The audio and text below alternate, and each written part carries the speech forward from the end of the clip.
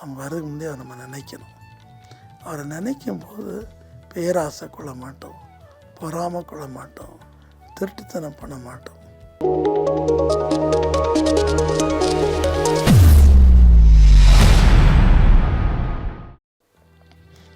அருமையான தேவ பிள்ளைகளை இந்த டிஎம் உங்களுக்கு ரொம்ப பிரயோஜனமாக இருக்கும். நம்முடைய டிவி ஊழியர்களுக்கு ஆச்சாரமாங்க. அநேகர் அதை அதிகரிக்க விரும்புகிறீங்க. நீங்கள் இருக்கா ஸ்பான்சர் பண்ணுங்கள். ஆனால் வர வர யூடியூப் அதிகமாக ஜனங்கள் பார்க்குறாங்க, வாட்ஸ்அப் பார்க்குறீங்க. ஸோ நீங்கள் கீழே காண்கிற அந்த வாட்ஸ்அப் யூடியூப் தொடர்பு கொண்டு எங்களுடைய எல்லா ஆசைகளையும் கேட்டுக்கொள்ளுங்க. கர்த்தர் உங்களை ஆசீர்வதிப்பார். இன்றைக்கு நம்ம தீங்கை பற்றி தான் நம்ம பார்க்க போகிறோம்.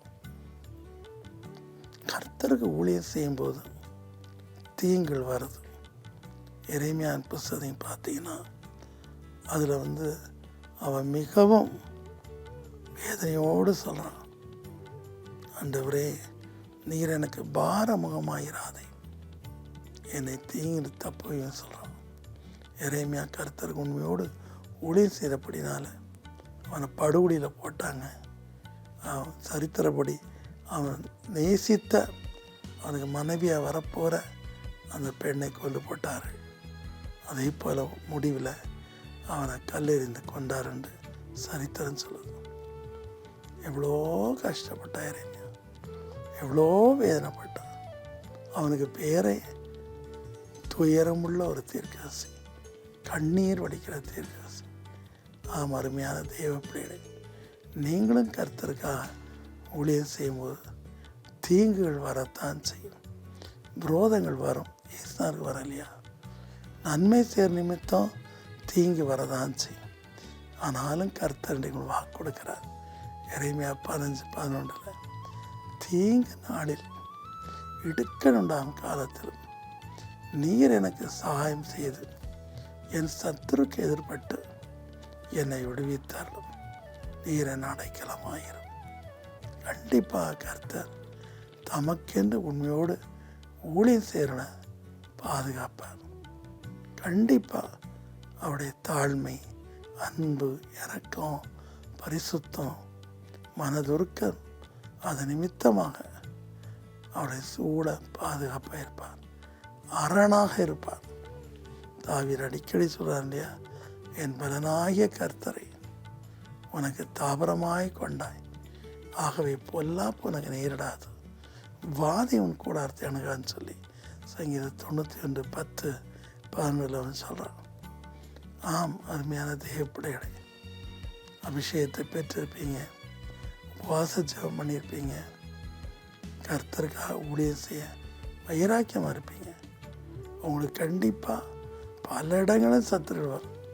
நீங்கள் கர்த்தரை ஏற்றுக்கொள்ளும்போது உங்கள் வீட்டாரே உங்களுக்கு எதிரடியாக இருப்பாங்க.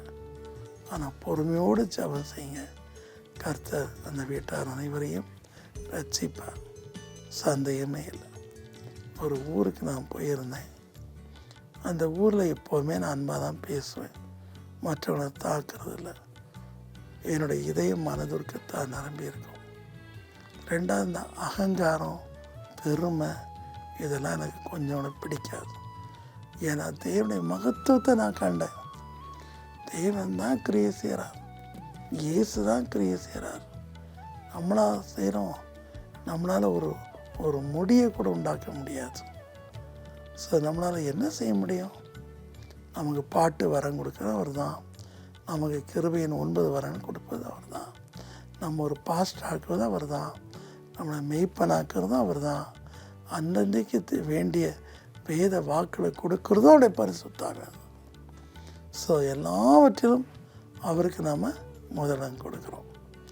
அப்படி இருந்தும் சத்துருக்கள் வரத்தான் செய்வாங்க. அப்படி இருந்தும் வேதம் வரும்.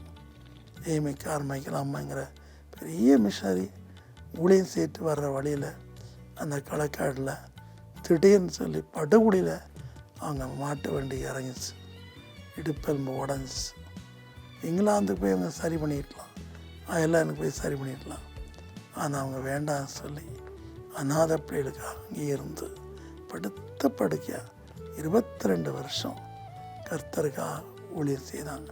பாட்டு பாடி பல புஸ்தகங்களை எழுதி ஸ்தாபனத்தின் காரணம் பார்த்து கொண்டார். இதே போல தான் ஏகப்பட்ட சாட்சி நான் சொல்ல முடியும். அதுபோல் அந்த இடத்த நான் செய்திக்கு சென்ற போது ஒரு குரூப் ஆஃப் பீப்புள் எனக்கு தீமை செய்யணும்னு சொல்லி கங்கணம் கட்டியிருந்தாங்க. அதில் ஒருத்தர் என்ன பண்ணால் பெரிய ஒரு அறிவாடை எடுத்துகிட்டு என்னை கொலை செய்யணும்னு சொல்லி வந்தான். எனக்கு தெரிய கண்ணை மூடியிருந்தேன், என் ஒய்ஃப் கண் திறப்பாங்க, கூட அஷஸும் திறந்தாங்க. திடீர்னு அவன் பக்கத்தில் நெருங்கும்போது பரிசுத்தாவே நான் அப்படியே தூக்கி வீசிச்சு. எல்லாருக்கும் முன்னாடி அறிவாளோட அவன் படுத்து கிடந்த பார்த்தாங்க.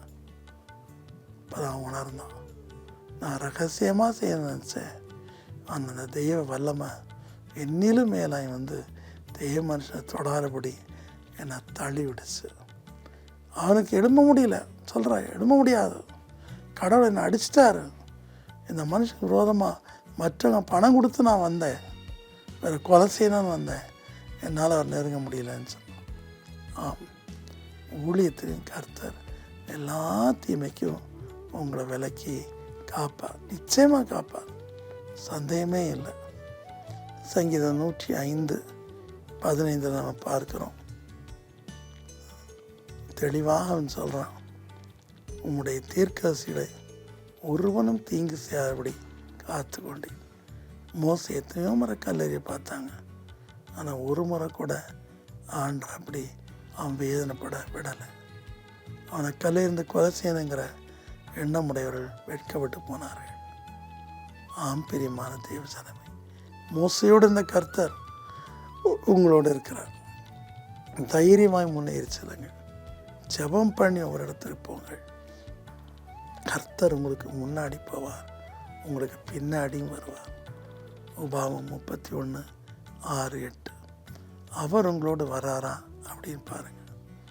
அது மட்டும் இல்லை, உங்கள் குடும்பத்தில் சமாதானம் சந்தோஷத்தோடு இருக்கீங்களா?